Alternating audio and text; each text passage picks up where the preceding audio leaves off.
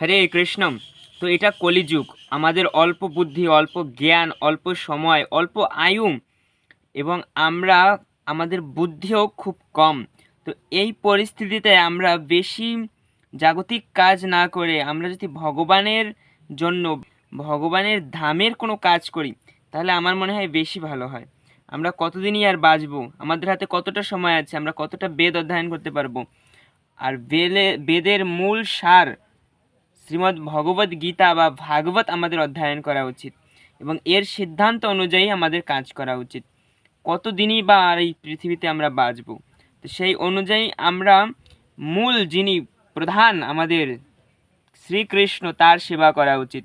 শ্রীকৃষ্ণের আওতায় সমস্ত দেব দেবী এবং সবাই কাজ করে থাকে, এমনকি আমরাও কাজ করে থাকি। তাই আমার মনে হয় দেব দেবতা নয়, আমাদের ভগবানের শরণাপন্ন হওয়া উচিত।